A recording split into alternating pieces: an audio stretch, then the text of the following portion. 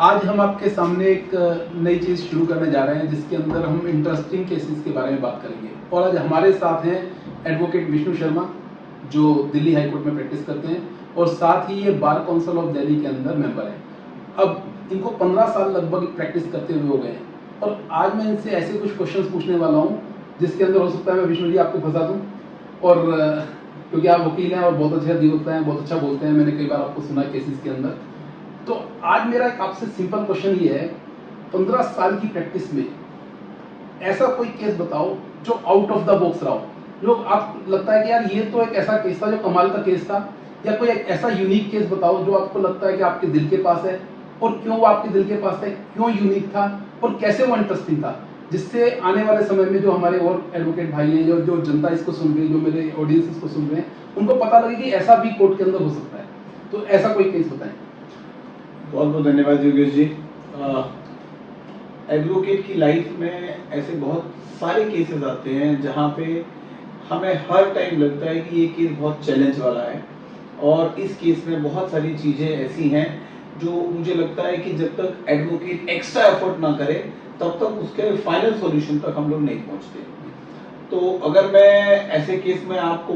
कहूँ कि कोई एक केस बताना इसके लिए बड़ा मुश्किल है। नहीं, कोई एक ऐसा केस बताओ जो आपको लगता है यार ये तो बिल्कुल ही डिफरेंट था, मतलब ऐसा केस तो किसी और ने हैंडल ही नहीं करा हो कभी। ऐसा कोई केस बताओ निकाल करके अपने पिटारे में से। देखिए ऐसे बहुत सारे केसेस हैं, बट आपने अगर बोला है तो एक केस के बारे में बताता हूँ मैं। एक एडवोकेट की जो बेसिक रिस्पॉन्सिबिलिटी होती है वो समाज के लिए होती है कि हम समाज के लिए कितना कर रहे हैं, क्योंकि अगर हमने कहीं LLB की डिग्री ली है तो जरूरी है कि हम अपना जो भी हमारा घर का खर्च चलता है और जो जितना सारा सब कुछ होता है उसके अलावा हमारी एक समाज की एक नैतिक जिम्मेदारी है कि हम उसके लिए क्या कर पा रहे हैं। तो मुझे लगता है कि इतने सारे केसेस में बहुत सारे केसेस हुए हैं, बट एक ऐसा केस जिसमें मुझे लगता है कि एक एडवोकेट के लिए सेल्फ सेटिस्फेक्शन, वो सेटिस्फेक्शन ऐसे बहुत सारे केसेस में हुआ, लेकिन कम से कम मुझे उन केसेस में से एक इम्पोर्टेंट केस याद है कि एक यंग लड़का 23-24 इयर्स का, और उसने यूपीएससी का एग्जाम दिया, और यूपीएससी के एग्जाम के बाद जब उसका रिजल्ट आया तो उसकी जो इंक्वायरी वगैरह होती है उसके अंदर एक केस उनके ऊपर उनकी सिस्टर इन लॉ ने लगाया हुआ था। ऑलरेडी एक 498 ए का 406 498 ए में एक केस था जिसमें वो एक one of the co accused है अदर देन उनका ब्रदर, वो as a brother in law उनको एज ए एक्यूज उसमें किया था। तो बड़ा टिपिकल इशू था, और जो अथॉरिटी है उन्होंने उस जगह पे उनको कहा कि नहीं, हम आपको यहाँ पे, बिकॉज कोई भी अपराध यदि अगर फीमेल के अगेंस्ट होता है और कहीं पे भी अगर ऐसा कुछ होता है तो जितने भी, चाहे वो कोर्ट्स हैं, चाहे वो यूपीएससी है, चाहे वो पीसीएस है, वो सब उतने मतलब उनको इंक्वायरी के अंदर नेगेटिव मार्क्स दे दिए गए, मतलब जी कुछ उस तरीके का था जहाँ पे उनको वो जहाँ से वो उस हर्डल को पार करने में सक्षम नहीं थे। तो उन्होंने कहा कि सर हमें इसको कोर्ट में चैलेंज करना चाहिए क्योंकि ये मेरे ब्रदर इन लॉ के ऊपर लगा हुआ और इस तरीके के 406 के, और उसमें एक सेक्शन 307 भी ऐड किया हुआ था, और जबकि वो अटेम्प्ट टू मर्डर 307 भी था कि कुछ उन्होंने इस तरीके का कुछ स्कार्फ वगैरह कुछ ऐसा के निशान थे, उसकी वजह से एलिगेशन थी कि इस तरीके का मारने की कोशिश की। और जनरली हम मैट्रिमोनियल केसेस में देखते हैं, हाँ अलग अलग तरीके, आज की डेट में देखेंगे तो आप 313, 377, 307, 406, 498 यूजुअली और बहुत सारे केसेस में और भी सेक्शंस लगाते हैं। तो उसकी वजह से क्योंकि वो गंभीरता थी, 307 भी था और लेडीज के अगेंस्ट था, तो उन्होंने ऐसा डिसीजन लिया। तो जब वो आए तो उनके साथ उनके पिताजी और उनके परिवार के बहुत सारे लोग हमारे पास आए, और उन्होंने जिस तरीके से कहा कि ये लड़के को गलत फंसाया गया है,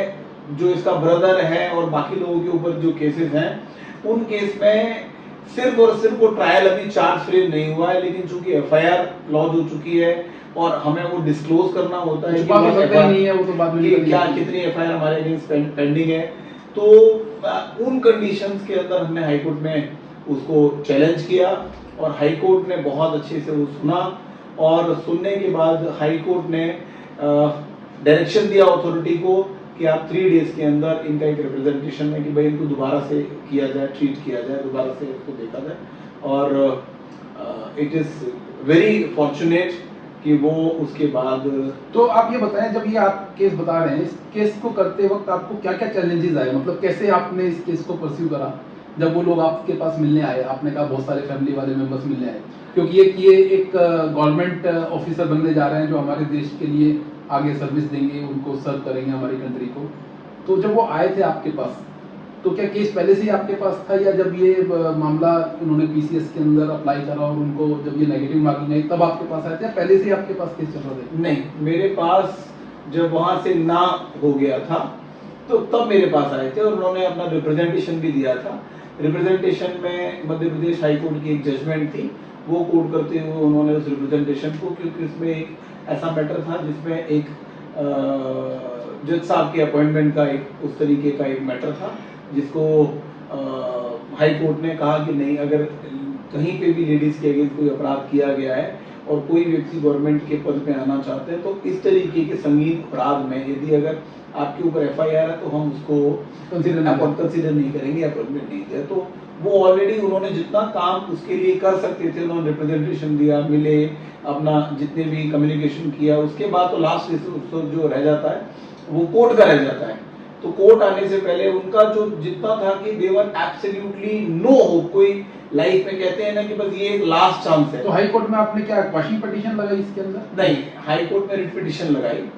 कि उनको डायरेक्शन दिया जाए और उसको रिकंसीडर किया जाए। और इनका अपना इतना अच्छा केस है और only because the allegation is there, charge is not frame. और यूजुअली आप देखेंगे कि 498 डाउरी के केसेस हैं। अगर इस तरीके के केसेस में यदि अगर एक प्रतिभाशाली अगर एक ऑफिसर को अगर कहीं पे गवर्नमेंट इसी तरीके से अगर मना कर देगी तो मुझे लगता है कि शायद गलत होगा। और हाई कोर्ट ने भी बहुत अच्छे से कंसीडर किया और हाई कोर्ट ने उनको दिया,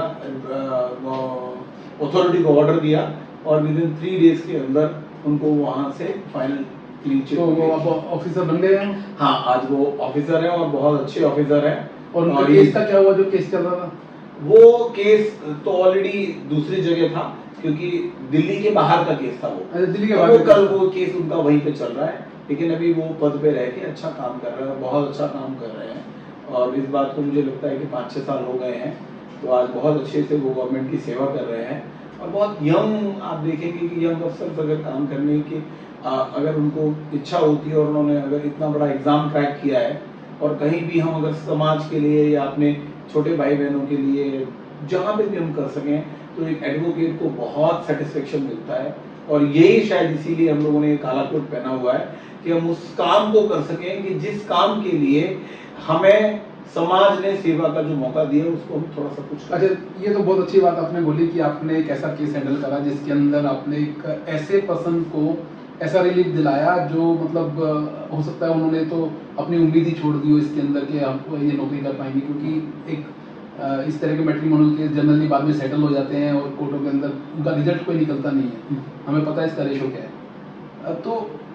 आप इस तरह के जो मैट्रिमोनियल केसेस होते हैं, आई थिंक आप बहुत सारे हैंडल करते हैं इस तरह के केसेस, तो आपका क्या इस पे टेक है? मतलब जैसे ये मैट्रिमोनियल केस हमारे देश में चल रहे हैं,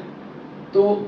क्या लगता है आपको, क्या मतलब जो ये झूठे केसेस रजिस्टर्ड होते हैं, तो इसका क्या हल है? अगर लड़के वालों की तरफ से अगर आप हैंडल कर रहे हैं केस को, चलो इसमें तो आपने एक रेट पिटीशन लगाई और एक पर्टिकुलर रिलीफ के लिए आए थे, जब इस तरह के झूठे केस रजिस्टर्ड होते हैं तो क्या इसके अंदर क्वेश्चन में इमीडिएटली चला जाना चाहिए? देखिए, ये अब हमारे कानून की कुछ लचरता कहिए या हमारे कानून की कुछ कमियां कहिए कि आज जो भी एलिगेशंस लगते हैं, तो जो अपोजिट पार्टी है उनके पास बहुत ज़्यादा रेमेडी नहीं है। अमूमन उनको हाई कोर्ट से बहुत ज़्यादा क्वेश्चन होने की और मिलने की पूरा ट्रायल चलाना ही पड़ेगा, उतनी उम्मीद नहीं है, क्योंकि एलिगेशन है। और एक फीमेल के साथ यदि अगर कोई फीमेल है, मैरिड विमेन है, और उसके साथ कोई भी एट्रोसिटीज हुई है, कोई भी क्रूरल्टी हुई है, तो उसके लिए उसका बयान जो कोर्ट में जो वो देती है उसके बाद ही बाकी सब कुछ हो सकता है। एक बंद कमरे में क्या किसके साथ क्या व्यवहार हुआ, इसके लिए वो सबूत कहाँ से लेके आए, वो कहाँ से गवर्नमेंट उनको जो एजेंसीज हैं, जो इन्वेस्टिगेशन एजेंसीज हैं, उनको उसके साथ जो भी अगर दहेज का अगर कोई टॉर्चर हुआ है तो उसके साथ हुआ है, तो उसके पास कोई वीडियो, कोई एविडेंटरी वैल्यू नहीं है, कोई उसके पास कोई इस तरीके का कोई टेक्स्ट मैसेज के थ्रू नहीं करेगा, कोई इनकम कोई इस तरीके का बैंक ट्रांसफर नहीं लेगा, या अगर कोई उसके साथ कोई मारपिटाई होगी तो कोई ऐसा नहीं है कि कोई वीडियो है उस कमरे के अंदर, या कहीं पे भी वो हर बार हर लेडी 100 नंबर पे कॉल करेगा। तो ये बहुत मुश्किल होता है हाई कोर्ट के लिए रिलीफ देना और क्वैश करना in terms of the women के साथ, अगर क्योंकि वो जो भी अपराध हुए हैं या उनके कोई एलिगेशंस हैं, वो इंडिविजुअल उसके अंदर है कैपेसिटी में, कोई ऐसा नहीं है ना माँ बाप के सामने हुआ या जो जहाँ पे विटनेस है। तो ये बड़ा मुश्किल होता है कि हाईकोर्ट से आपको बहुत फौरी तौर पे बहुत जल्दी रिलीफ मिलता है। अब इससे मैं थोड़ा सा हटके एक चीज पूछता हूँ, 15 साल आपको प्रैक्टिस करते हुए हो गए हैं और मुझे लगता है आपने हर तरह की कोर्ट देखी है और इंडिया के हर कोने में आप जाकर के केस करते हैं। कोई ऐसा फनी मोमेंट बताइए जो आपको लगता है कोर्ट के अंदर हुआ हो, आपके सामने, आपके साथ हुआ हो, किसी क्लाइंट के साथ हुआ हो, कोई ऐसा फनी मोमेंट जज के साथ कोई कन्वर्सेशन फनी जो लगता है यार ये तो बड़ा फन वाली बात हो गई। कई बार हम देखते हैं ऐसे लाइट मूवमेंट आ जाते हैं कोर्ट के अंदर, तो ऐसी कोई चीज़ बताइए जो लगता है यार ये तो बड़ा फनी वाली बात थी वहाँ पर कोर्ट के अंदर जो हुई। देखिए अपने केस के अलावा जब भी हम जज साहब के सामने होते हैं तो इस तरीके की बहुत सारी मोमेंट होती हैं, क्योंकि पर्सनल टॉक भी होती हैं, क्योंकि जब भी कभी आपका कोई अगर ऐसा डल चेहरा होता है तो जज साहब कुछ पूछते हैं, खुद पूछ लेते हैं कि क्या कोई इशू है, कि कोई दिक्कत परेशानी है, और ऐसे बहुत सारे मोमेंट होते हैं। बट ऐसे फनी मोमेंट के लिए एक आध बताना, कोई एक याद करना, कोई भी एक ऐसा मोमेंट जो आपको लगता है यार ये तो फन हो गया कोर्ट के अंदर, हम गए तो कोर्ट के अंदर आर्ग्यूमेंट करते थे लेकिन वो फन वाली बात हो जाती है कई बार, मतलब लाइट मूवमेंट आ जाती है, जज साहब भी बोल देते हैं और सब हंस पड़ते हैं कोर्ट के अंदर, क्योंकि सारी ऑडियंस को ऐसा लगता है कि कोर्ट बड़े सीरियस वे में चलती है। जब हम तो जाते हैं कोर्ट के अंदर, आप भी जाते हो, और ऐसा कुछ भी नहीं है, सभी लोग हैं वहाँ पर, हम जैसे अपने लाइफ के अंदर जीते हैं ऐसे ही कोर्ट के अंदर सब। हाँ, देखिए मुझे ऐसा लगता है कि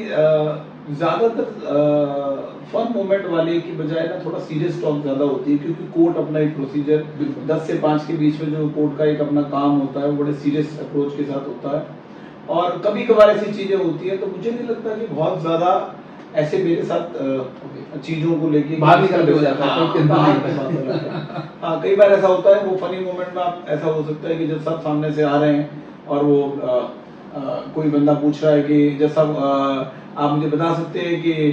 इन जज साहब का नंबर कौन सा कोर्ट नंबर है, कहाँ से है, जज साहब से पूछने हैं, जज साहब से पूछते हैं। ये कई बार ऐसा होता है कि क्योंकि जज साहब आगे अगर आ रहे हैं लगभग निकल गया, हाँ, और उनसे पूछा कि भाई कोर्ट नंबर, नए बंदे को, व्यक्ति को नहीं पता कि कोर्ट नंबर 32 का है, कोर्ट नंबर 35 का है, तो उनसे पूछ लेते जी ये जज साहब का कोर्ट का है। इस तरीके की कुछ होती है सामने। अच्छा, अब आप, क्योंकि मेरे ऑडियंस के अंदर बहुत सारे यंग एडवोकेट्स हैं और अदर लोग भी हैं, और आप already bar council of Delhi के अंदर एज ए मेंबर काम कर रहे हैं, तो क्या मैसेज है यंग एडवोकेट्स के लिए अगर वो प्रैक्टिस में आ रहे हैं, क्या चीज़ें ऐसी वो ध्यान रखें कि उनको, क्योंकि आपका 15 साल का एक्सपीरियंस है, आपने एक स्थान ग्रहण करा अपना इस फर्टिलिटी के अंदर, क्या मैसेज देना चाहते हो यंग एडवोकेट्स को कि अगर वो प्रैक्टिस में आ रहे हैं, वकालत कर रहे हैं, क्या चीज़ें ऐसी हैं, 2-3 बातें जो वो ध्यान रखें कुछ? ये जो सवाल है ना, मेरे पूरे इस इंटरव्यू में सबसे टची है और शायद मेरे दिल के सबसे करीब है कि यंग एडवोकेट को क्या करना चाहिए, क्योंकि ये इतना इम्पोर्टेंट है। अगर आपने मुझसे पूछा कि 2-3 बार, मुझे अगर कहें कि 2-3 दिन लगेंगे इस टॉपिक पे बात करने के लिए, तो मुझे लगता है शायद वो भी कम हो। इसके लिए एक अलग से पूरा शो करेंगे, लेकिन आज मेरे को कुछ तो बातें ऐसे बताइए। मैं अभी आप 2-3 बातें आपने कही, तो मैं आपको इतना बता दूं कि यंग एडवोकेट के लिए सबसे जरूरी है कि इस प्रोफेशन को, जब वो आगे बाय डिजाइन आए और बाय डिफॉल्ट आए, इस प्रोफेशन को बहुत सीरियस अंदाज से लें। ये बहुत सीरियस प्रोफेशन है। आपने किसी भी तरीके से लॉ की डिग्री ली, कैसे भी ली, किसी भी उम्र में ली, और किसी भी कोई पैटर्न कुछ भी हो सकता है, लेकिन जब आप एक बार एंटर कर गए लीगल प्रोफेशन में, तो जिस दिन आपने एंटर किया उस दिन से आपकी सीरियसनेस स्टार्ट होनी चाहिए, पहली चीज। दूसरा, आपको ये 10 से 5 का जॉब नहीं है। ये लीगल प्रोफेशन कोई 10 से 5 का नहीं है कि आप 10 बजे ऑफिस में गए और 4 बजे 5 ऑफिस जॉब की तरह से नहीं है। ऑफिस जॉब नहीं है। ये 12 घंटे मेहनत का, बामशक्कत मेहनत का प्रोफेशन है। अगर आपने 12 घंटे आज अगर मेहनत नहीं की, मुझे ऐसा लगता है कि आज जूनियर एडवोकेट को, जितने भी हमारे यंग छोटे भाई बहन आते हैं, उनको सबसे इम्पोर्टेंट ये करना चाहिए कि अगर उनका सीनियर 10 बजे आता है तो वो 9 बजे चैम्बर या ऑफिस पहुंच जाए, और उनका सीनियर 8 बजे जाता है तो वो 9 बजे जाए। उसका इम्पैक्ट ये होगा कि वो जो जीवन में 4 साल, 5 साल, 7 साल, 8 साल, 10 साल के बाद हासिल करना चाहते हैं, वो उनको उससे आधे टाइम में हासिल हो जाएगा अगर वो इस तरीके का करेंगे। क्योंकि रिसर्च करना, ड्राफ्टिंग करना, आर्ग्यूमेंट करना, कोर्ट का प्रोसीजर देखना एक दिन की बात नहीं है, आपको एक दिन में नहीं आ सकता। It will take at least 5-7 years. एक अच्छे एडवोकेट बनने के लिए आपको 5-7 साल लगेंगे आपको, और 5-7 साल आपको लगेंगे तो आप इंडिविजुअल प्रैक्टिस में आप आए हैं, तो जब तक आप किसी सीनियर के साथ जाके उनको देखेंगे नहीं, वहां से सीखेंगे नहीं, लर्निंग तो वहीं से होगी ना, डायरेक्ट आप प्रैक्टिकल लर्निंग तो आपके कैसे क्रॉस एग्जामिनेशन होता है, क्रॉस एग्जामिनेशन में क्या पूछना चाहिए, क्या नहीं पूछना चाहिए, फाइनल आर्गुमेंट को किस तरीके से करना है, तो ये बहुत सारी चीजें हैं जो यंग एडवोकेट को ध्यान रखनी चाहिए। तो बहुत लंबा टॉपिक है, जितने भी लोग आ रहे हैं, मैंने कहा ना, मेरे इतने ये नहीं, आपने बड़े छोटे से भी बहुत अच्छा बताया, के करीब वाला है। इस टॉपिक को हम अलग से पूरा शो करेंगे इसके ऊपर। As a secretary bar council of Delhi मैंने जब 2018 से 2020 तो करीब 40,000 हमारे करीब लॉ के जितने भी नए इन्वॉल्वमेंट हुए, तो उनमें से 2 घंटे 1.5 घंटे जब उनके साथ वन-ऑन-वन सेशन होता था, तो उनसे एक ही चीज गई कि आप यदि अगर इस प्रोफेशन में ये सोच के आए हैं कि हम तो लॉयर बन गए, आप लॉयर बन गए ठीक है, लेकिन ये व्यवसाय आप इसको कम समझें, आप इसको समाज की सेवा, रिस्पॉन्सिबिलिटी और सीरियसनेस के साथ समझें, तभी आप अपने आप को समझ सकते हैं कि आप हरीश साल्वे आप देख रहे हैं, हरीश साल्वे जी, सिंघवी साहब और इतने बड़े बड़े नाम है आज कपिल सिब्बल से, उनके पीछे जो मेहनत लगी है वो आप देखिए, कोई भी व्यक्ति आज जो आपको आज एक इतने बड़े पद पे दिख रहे हैं, इतने बड़े नाम के साथ दिख रहे हैं, तो उन्होंने इसको अपना बहुत कुछ दिया है, 15-15 घंटे की मेहनत दी है, और रात भर नहीं सोए वो, और सालों, एक आध दिन की बात नहीं है, सालों, तब आज आप समझ सकते हैं कि इतने बड़े नाम। नहीं, बहुत आपका बहुत अच्छी बात आपने बोली है, और इसके ऊपर डेफिनेटली हम एक पूरा वीडियो करेंगे यंग एडवोकेट्स के लिए, जिसमें मैं चाहूंगा कि आप पूरा डिटेल में, चाहे उसके अंदर हमें 1 घंटा लगे, 2 घंटा लगे, पूरा यंग एडवोकेट के लिए तो देखिए, हमें लीगल प्रोफेशन में जितने नए बच्चे आ रहे हैं, जितने भी हमारे छोटे भाई बहन आ रहे हैं, उनको नर्चर करना बहुत जरूरी है। क्योंकि यदि अगर आज हमने ये समय नहीं दिया, आज देखिए 2 प्रोफेशन हमारे लीगल प्रोफेशन की तरह आज एक लीड कहलाते हैं, डॉक्टर का प्रोफेशन, एक चार्टर्ड अकाउंटेंट का प्रोफेशन, एक हमारा प्रोफेशन। तो हमें चाहिए कि हम हर उस बेस्ट प्रोफेशन के साथ compete करें। आज लीगल प्रोफेशन जितना आज अच्छे उस पे स्तर पे है, हमें यंग एडवोकेट के साथ मिलकर इस स्तर को और ऊंचा जितना मैक्सिमम ले जा सकते हैं। अच्छा, एक छोटा सा क्वेश्चन हो रहा है इसके अंदर। जनरली मैंने देखा यंग एडवोकेट से, मैं भी इंटरेक्ट करता रहता हूँ, तो उनकी ना एक चॉइस है आज की डेट में यंग एडवोकेट्स की, कि हम डिस्ट्रिक्ट कोर्ट में प्रैक्टिस नहीं करेंगे, हम सीधा हाई कोर्ट के अंदर प्रैक्टिस करेंगे, हम रिट पिटीशंस करेंगे। तो क्या ऐसी चॉइस लेकर के प्रैक्टिस करना ठीक है? क्योंकि मैं तो हमेशा बोलता हूँ कि बेटा सब कुछ पता होना चाहिए, अगर आप प्रैक्टिस में आ रहे हो तो आपको ऐसा नहीं है कि आप हाई कोर्ट की प्रैक्टिस मत कीजिए, सुप्रीम कोर्ट की मत कीजिए, सारी प्रैक्टिस कीजिए, लेकिन आपको नीचे से सारा प्रोसेस मालूम होना चाहिए। तो आपका इसके ऊपर क्या कहना है यंग एडवोकेट्स के लिए खास करके? मेरा ये कहना है कि एडवोकेट जब 4th ईयर अगर 5 ईयर लॉ कर रहे हैं, तो 4th ईयर और 5th ईयर में उनको अपना माइंड मेकअप कर लेना चाहिए। क्योंकि आज स्पेशलाइजेशन का जमाना है, आज स्टीरियोटाइप वर्क का जमाना नहीं है कि उनको प्रैक्टिस किस में करनी है। There are 3 phases of practice, one is a corporate practice, other is a litigation, third is a judicial preparation. 3 ही है। अगर आपको लगता है कि मुझे लिटिगेशन में जाना है तो मुझे डीआरटी, डीआरएटी लेना है, टीडी सेट लेना है, सिविल में जाना है, क्रिमिनल में जाना है, आर्बिट्रेशन में जाना है, ये आपका लिटिगेशन के पूरा ओवरऑल हो गया। अगर आपको कॉर्पोरेट में जाना है तो मर्जर, डीमर्जर और एग्रीमेंट्स, ये सारा सब पूरा एक आपका पोर्टफोलियो आपको 5th ईयर तक ये डिसाइड कर लेना चाहिए। और उसके बाद यदि आपको जुडिशियल प्रिपरेशन में जाना तो भी 4th 5th ईयर में, अगर 5 ईयर लॉ में है और यदि 3 ईयर लॉ है तो 3rd ईयर में डिसाइड कर लेना चाहिए। लेकिन इसके साथ साथ ये जरूरी है कि आपको टोटल ओवरऑल डिस्ट्रिक्ट कोर्ट का प्रोसीजर आना चाहिए, क्योंकि डिस्ट्रिक्ट कोर्ट ट्रायल की जगह है। अगर आपको ट्रायल नहीं आएगा तो जो आप हाई कोर्ट की प्रैक्टिस कर रहे हैं आफ्टर 5 ईयर 7 ईयर, तो जो ट्रायल कोर्ट के अंदर एंटायर प्रोसेस किया है, एंटायर चार्जेस कैसे फ्रेम हुए, चार्जेस फ्रेम के साथ क्रॉस एग्जामिनेशन कैसे हुआ, क्रॉस एग्जामिनेशन को अप्रिशिएट कैसे कर रहे हैं, तो वो सब चीज आएंगे तभी आप हाई कोर्ट में आर्ग्यू कर पाएंगे। तो ये ज़रूरी है कि आपको डिस्ट्रिक्ट कोर्ट की प्रैक्टिस, और मुझे लगता है कि थोड़े टाइम के लिए मिसलेनियस वर्क आना चाहिए, so that you may be aware that कि वन और द अदर एक्ट्स को और आपको स्पेशलाइजेशन को दूसरे के साथ कैसे क्लब करना है। अगर आपको सिविल आएगी तो मुझे लगता है कि डीआरटी डीआरटी की जो एंटायर प्रोसेस है पीपी सेट के अंदर जहाँ पे भी आप जाना चाहते हैं तो उसमें आपको एक हेल्प मिलेगी। बहुत बढ़िया। तो बहुत बहुत धन्यवाद विष्णु जी, और आगे एक फिर यंग एडवोकेट्स के लिए एक अलग से हम पूरा शो करेंगे, और मैं अपने ऑडियंस को ही बोलूँगा क्योंकि विष्णु जी का अपना एक पूरा एक्सपीरियंस है 15 साल का, बहुत और